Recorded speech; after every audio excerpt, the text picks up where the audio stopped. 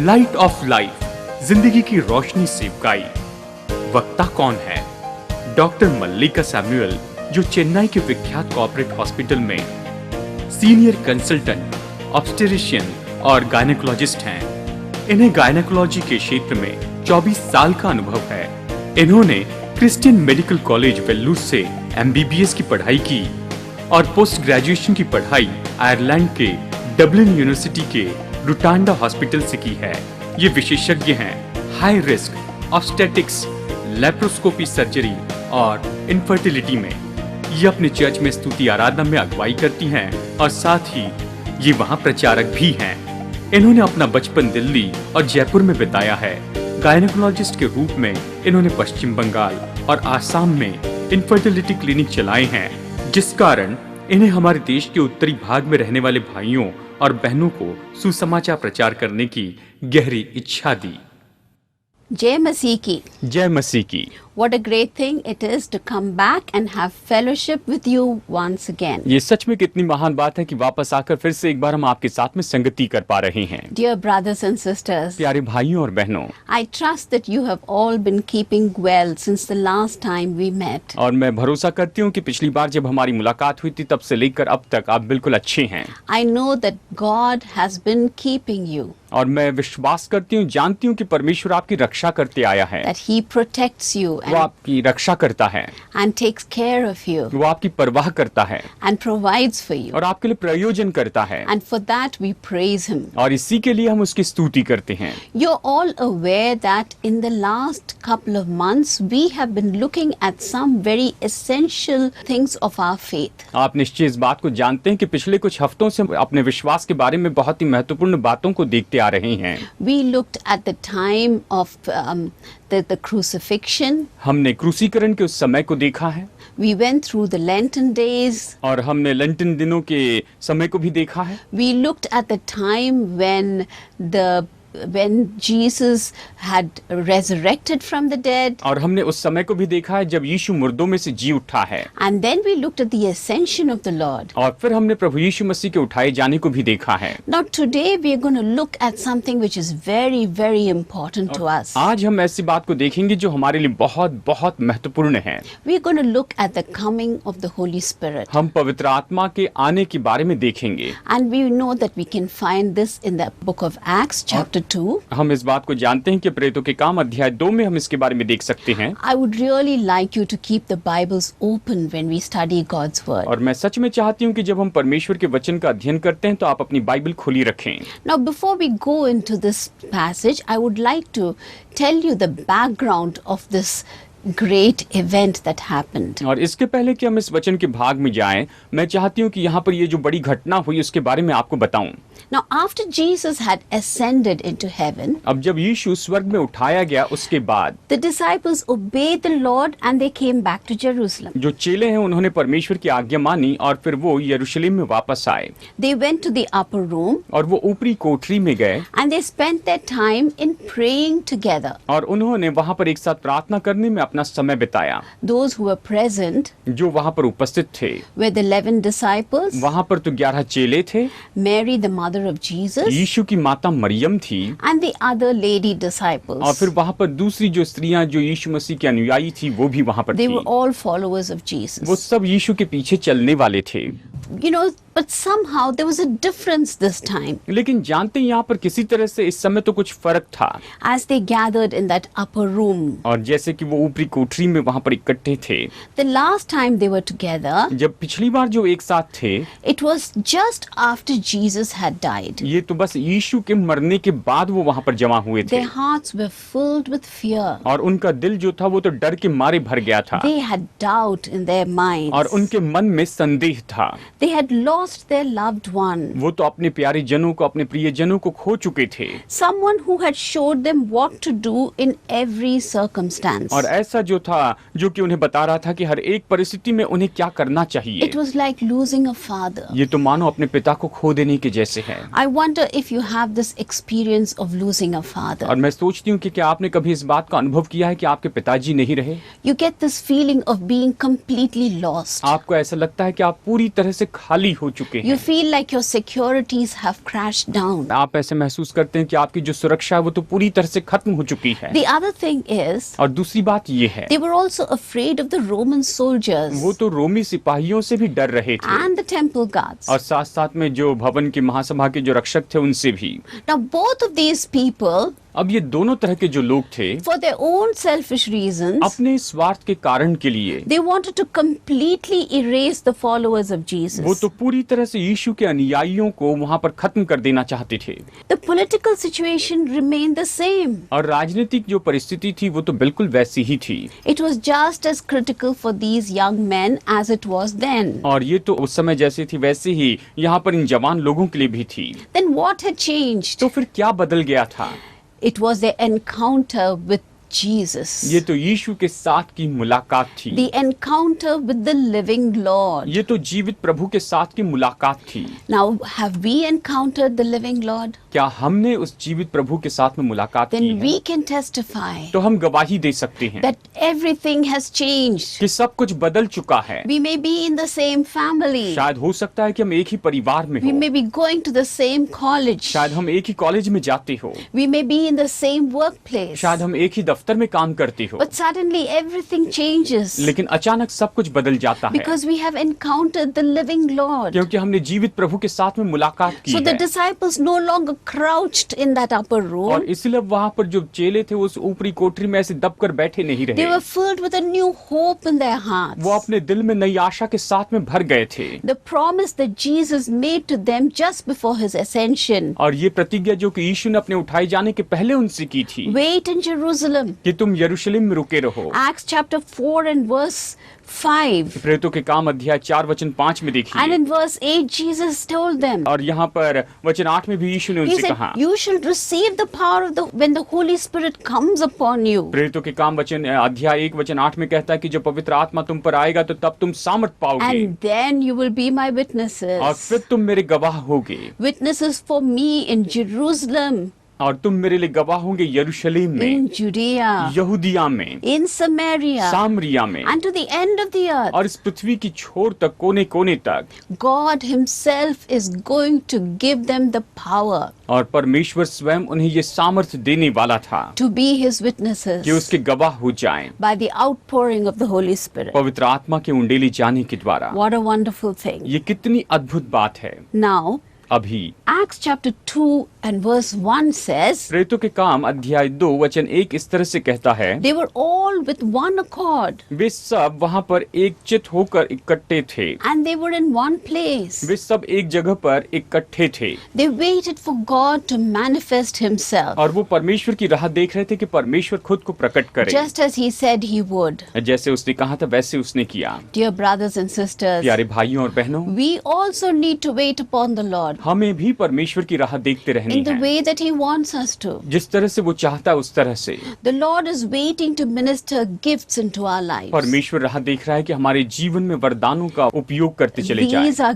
gifts that will help us live the Christian life, और ये तो ऐसे वरदान है जो हमें मसीह जीवन जीने में मदद करते हैं, not just for ourselves, केवल हमारे लिए नहीं, but will flow out of us onto other people, लेकिन ये तो हमारे द्वारा दूसरे लोगों में बहते चले जाएंगे and it will help them to and encourage them. और ये तो मदद करते चले जाएंगे कि उन्हें प्रोत्साहित करते जाएं। So the Lord says, और इसलिए प्रभु कहता है, tarry, तुम राह देखते रहना, wait, तुम इधर ही रुके रहना, wait for the Holy Spirit. तुम पवित्र आत्मा की राह देखते रहना। We need the Holy Spirit. हमें पवित्र आत्मा चाहिए, Without him, उसके बिना we cannot live a life for God. हम परमेश्वर के जीवन को नहीं जी सकते We हैं। cannot live as God wants us to जैसे live. परमेश्वर चाहता हम वैसे नहीं जी सकते हैं। And indeed, on the day of और Pentecost, निश्चय ही पेंटिकॉस्ट के दिन the Holy Spirit did come. पवित्र आत्मा आया। Now, in order to fully understand the significance of the और Pentecost, पेंटिकॉस्ट के पूरे महत्व को समझने के लिए we need to look at it from the following aspects. हमें इन दृष्टिकोण से इसे देखते चले जाना होगा। Firstly, सबसे पहले Pentecost as from the law of Moses. Pentecost जो कि मूसा की व्यवस्था के अनुसार है। Secondly, दूसरी बात, Pentecost as in Acts chapter 2 of the New Testament. नए नियम में प्रेरितों के काम के अध्याय 2 के अनुसार पेंटिकॉस्ट। Thirdly, और तीसरी बात, Pentecost, the festival of the first fruits. और ये जो पेंटिकॉस्ट है जो कि पहले फल का पर्व है। Now, Pentecost as in the time of Moses. अब देखिए पेंटिकॉस्ट जो कि मूसा के समय में था। Now, the festival of Passover was introduced by God through Moses. अब ये जो फसह का जो पर्व है ये तो परमेश्वर ने मूसा के द्वारा वहां पर लाया था 1500 years before the time of Christ. और ये तो मसीह यीशु के लगभग आने के 1500 साल पहले हुआ।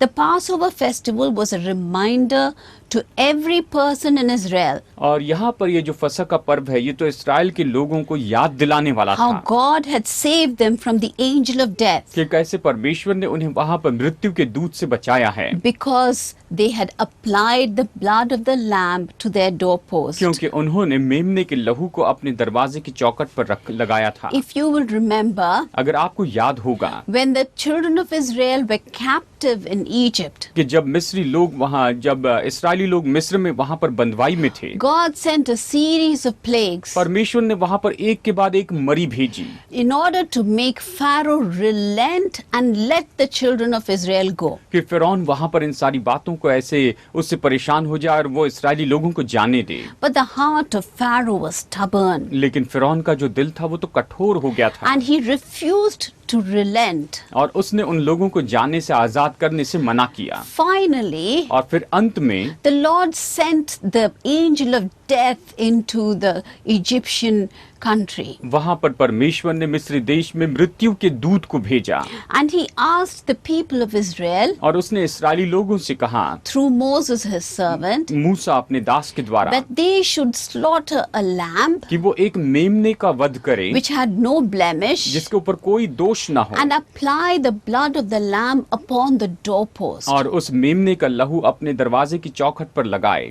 Now when the angel of death flew over their house, और जब मृत्यु का दूत उनके घर के ऊपर से चला गया he would see the blood of the lamb वो वहां पर उस मेमने के लहू को देखता and he would not affect that household. और वो उस घराने को किसी तरह से कोई नुकसान नहीं पहुंचाता था। What was the angel of death doing to these households? और यहाँ पर जो मृत्यु का दूत था इस घराने के साथ में क्या करता था? He was killing the firstborn male child of every house. वो बाकी सभी घर के जो पहलौठे जो बेटे हैं उनकी हत्या करता था। So every Egyptian home did not have this. और इसीलिए हर एक मिस्री घर में ऐसा नहीं हुआ And therefore the firstborn son in every Egyptian home died. और इसीलिए जबकि लहू वहां पर नहीं था इसके कारण मिस्री घर के हर एक पहलौठा जो था वो मारा गया। Soon after this plague, और फिर इस मरी के बाद में Israel was allowed to leave the land of Egypt इस्राएली लोगों को मिस्र देश में से निकाल दिया गया and they were released from their captivity. और वो अपनी बंधुआई से आजाद हो गए। Now the people of Israel,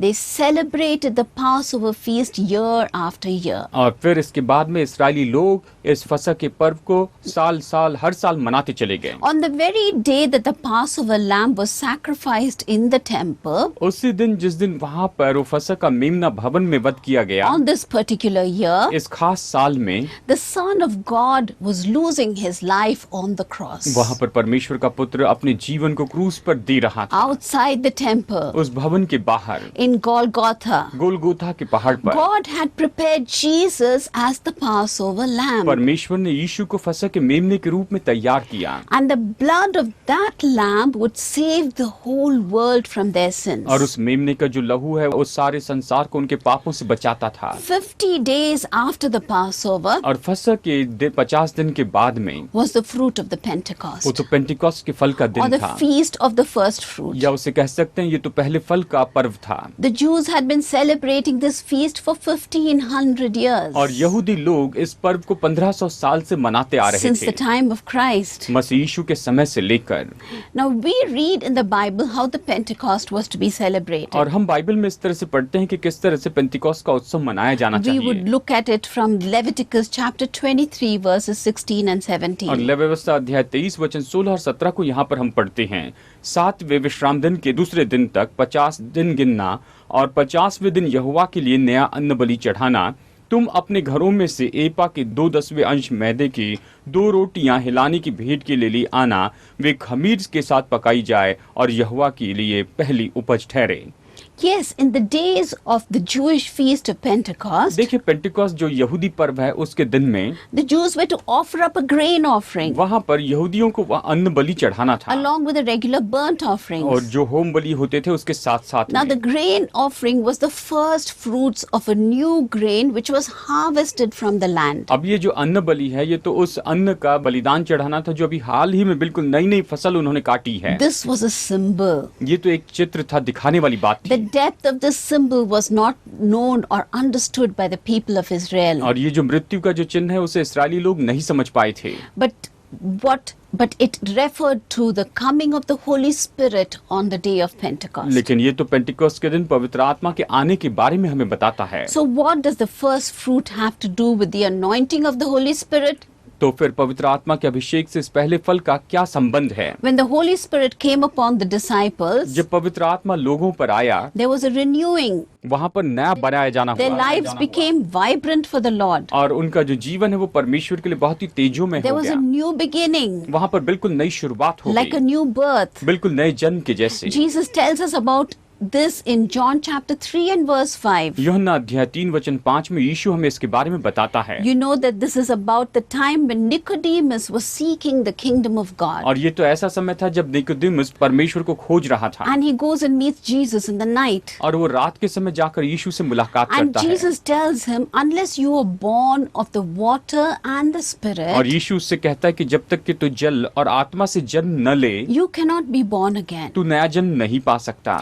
Just as flesh gives birth to flesh, जैसे शरीर को जन्म देता है the Spirit gives birth to spirit. आत्मा आत्मा को जन्म देती है। Therefore, when we come to Jesus और इसलिए जब हम यीशु के पास में and we आते हैं confess our sins और अपने पापों का अंगीकार and करते we हैं accept Him as our और Savior, अपने उद्धारकर्ता के रूप में उसे स्वीकार करते we are हैं gifted with the Holy Spirit. तो हमें पवित्र आत्मा का वरदान मिलता है This is our new beginning. और यही तो हमारी नई शुरुआत है, This is our new life. यही तो हमारा नया जीवन है। The first fruit of our life as we celebrate living this newness. और जैसे कि हम इस नवीनता में अपने जीवन को जीना शुरू करते हैं, ये हमारे जीवन की बिल्कुल पहली बात है This is the Pentecost. और यही तो पेंटिकॉस्ट है।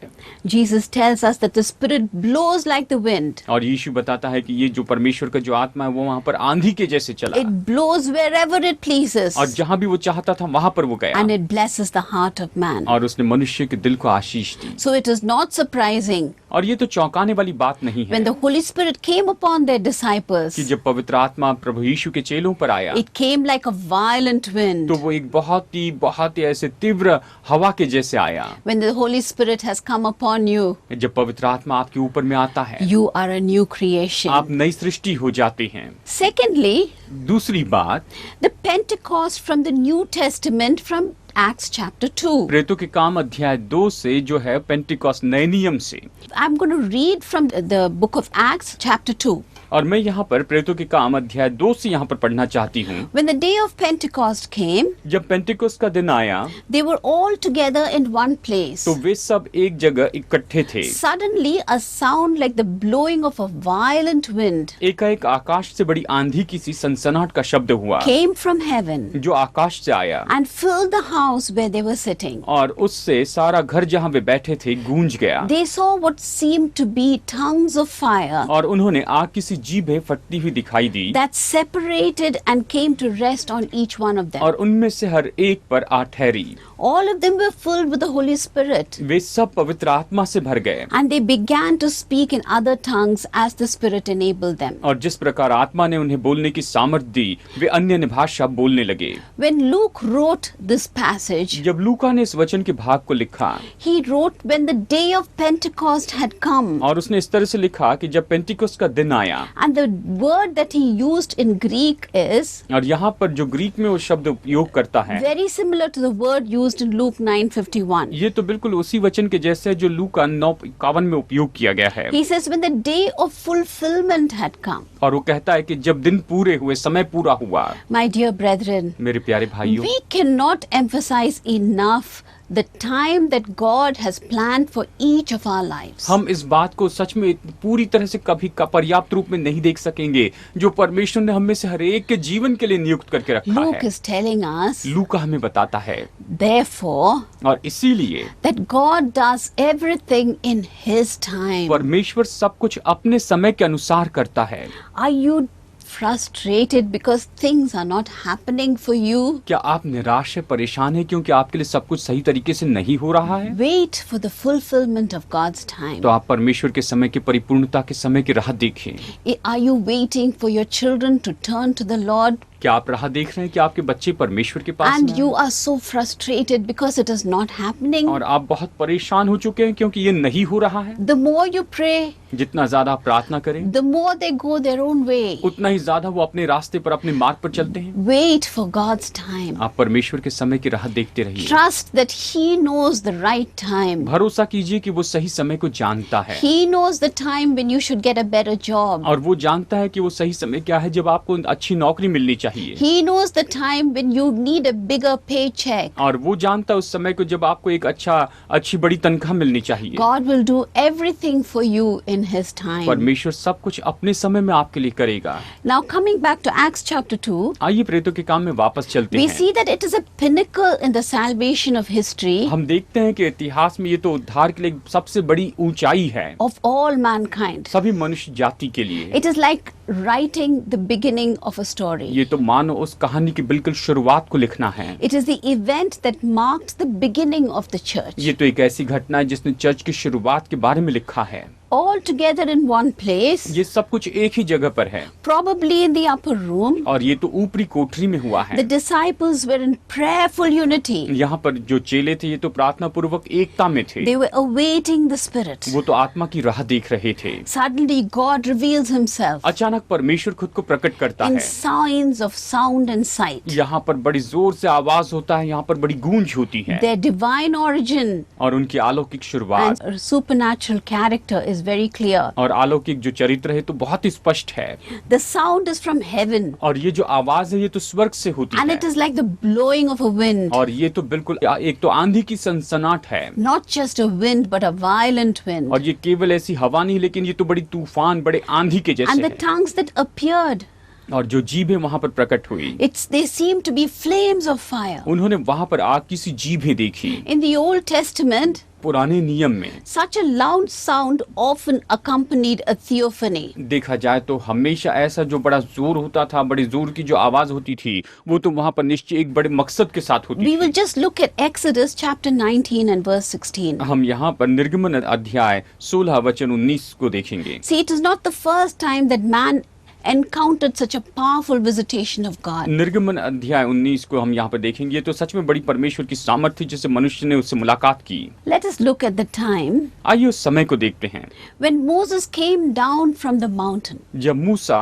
उस पहाड़ से नीचे आता है, where he talked with God. जब उसने परमेश्वर से बातचीत की And God commanded that the people should consecrate themselves. और परमेश्वर ने इस तरह से आज्ञा दी कि लोग अपने आप को समर्पित करें। And he said on the third day, और फिर वो कहता है तीसरे he दिन will descend from heaven and meet with them. कि वो तीसरे दिन वहां पर स्वर्ग से नीचे आएगा, उनसे मुलाकात On the करेगा। morning of the third day, और तीसरे दिन की शुरुआत के समय सुबह में just as the Lord had said, जैसे परमेश्वर ने कहा था there was thunder and flashes of lightning. वहां पर तेजी से वहां पर इस तरह से ज्योति चमकी, बिजली कड़की And a dark cloud overshadowed the mountain. और एक घने बादल ने उस पहाड़ को घेर लिया। And then there was a very loud sound of the trumpet. और फिर नरसिंगे का बड़ा भारी शब्द हुआ। The sound was so loud अध्याय 19 वचन 16 कहता है कि ये आवाज इतनी ज्यादा थी that the people trembled. कि जितने लोग वहां पर थे सब कांप उठे। So we see that when God manifests himself to man, जब हम देखते हैं कि परमेश्वर ने खुद को मनुष्य पर प्रकट किया thunder and lightning and a powerful wind go before तो him. वहां पर उस समय बड़ी गर्जना हुई, बड़ी आंधी की सी सनसनाहट उसके आगे आगे चली। Now, my dear brothers and अब मेरे sisters, प्यारे भाइयों और बहनों, I want you to think about these things till we meet again. और अगली बार मुलाकात होने तक मैं चाहती हूँ कि आप इन सभी बातों के बारे में सोचते चले I जाएं। want you to think about the gift that God gives to his children in the upper room. परमेश्वर ऊपरी कोठरी में उसने अपने बच्चों को, अपने संतान को जो वरदान दिए उसके बारे में आप सोचिए। Jesus knew that his children, his disciples could not live without him. यीशु जानता था कि उसके चेले, उसके लोग उसके बिना नहीं रह सकते हैं, So he gave them the gift of the Holy Spirit. और इसलिए उसने उन्हें पवित्र आत्मा का वरदान दिया। And the Holy Spirit came upon them like a violent wind. और जो पवित्र आत्मा है वो उनके ऊपर बड़ी आंधी की सी हवा के जैसे वहां पर आया, And the flames of fire came as tongues and settled upon each person in that room. और उस कमरे में जो वहां पर जितने भी लोग थे उन सभी के ऊपर में आग की सी जीवी आकर उतर गई। And as the Holy Spirit came upon the people, और जैसे पवित्र आत्मा लोगों के ऊपर आया, they became bold to live life for Jesus on this earth. वो इस पृथ्वी पर यीशु के साथ में बड़े हिम्मत से अपना जीवन जीने के लिए तैयार हो There गए। are times when you and I are afraid to live for Jesus. आप और मैं, ऐसा समय होता है जहाँ पर आप और मैं यीशु मसीह के लिए जीने से डरते हैं। As days go on, और जैसे ये दिन आगे बढ़ते जाते हैं, as centuries go on, जैसे ये सदियां आगे बढ़ती जाती it is हैं, becoming more and more difficult to live for Jesus. तो ये तो यीशु के लिए जीना तो अभी और भी ज्यादा मुश्किल होते जाता है। There is an enemy. एक शत्रु है, That enemy comes from within us. और वो जो शत्रु है तो हमारे भीतर से आता It है, comes from outside of us. वो हमारे बाहर से भी आता And है, it comes from above us. और वो हमारे ऊपर से भी आता From है, every corner. हर एक कोने से आता है। How can we overcome the enemy? हम कैसे उस शत्रु के ऊपर में विजय पाए? As the Holy Spirit lives within you. जैसे पवित्र आत्मा आपके अंदर में रहता As the है, Holy Spirit overpowers you. जैसे पवित्र आत्मा आप पर अधिकार करता You है, live by the power of the Holy आप Spirit. पवित्र आत्मा की सामर्थ के द्वारा जीते The हैं। God will help you to live with the power of the Holy Spirit. परमेश्वर आपकी मदद करे कि आप पवित्र आत्मा की सामर्थ के साथ में This is जिए। my plea to each one of you. आप में से हर एक के लिए मेरी यही विनती है। Are you struggling to live for Jesus today? क्या आज आप यीशु के लिए जीने के लिए बड़ी मुश्किल का सामना कर Let रहे the हैं? Holy Spirit stand with you. तो पवित्र आत्मा आपके साथ में खड़ा रहे। Surrender to Jesus. आप यीशु को समर्पित हो Ask जाएं। Jesus to fill you. आप यीशु से कहे कि वो आपको भर दे, Fill you with the Holy Spirit. आपको पवित्र आत्मा से भर दे। Amen. आमीन। Shall we just look to the Lord in prayer? आइए प्रार्थना करते हैं। Father God, we just want to thank you so much for each and every person who is listening in today. पिता परमेश्वर, आज सभी दर्शकों के लिए जो हमें सुन रहे हैं उनके लिए प्रार्थना करते हैं। Father, we pray that thou wouldst have mercy upon us, पिता हम प्रार्थना करते हैं कि प्रभु आप हम पर दया कीजिए, that you would touch our hearts. आप हमारे दिलों को छू लीजिए। Father, we pray that you would sensitize our hearts so that we can accept your word. पिता हम प्रार्थना करते हैं कि आप हमारे दिलों को शुद्ध कीजिए ताकि हम आपके वचन को ले सकें। Fill us with your Holy हमें Spirit अपनी पवित्र आत्मा से भर दीजिए and teach us और हमें सिखाइए that the Holy Spirit may counsel us in the way that we should walk कि हमें जिस मार्ग पे चलना चाहिए उस मार्ग में पवित्र आत्मा हमारी सलाह दे सके, and हमें सलाह may दे सके comfort us and strengthen us और हमें सांत्वना दे, हमें बल दे and make us bold to live for you. और आपके लिए जीने के लिए हमें साहसी बनाए। In Jesus' name, यीशु के नाम में मांगते हैं, amen. आमीन।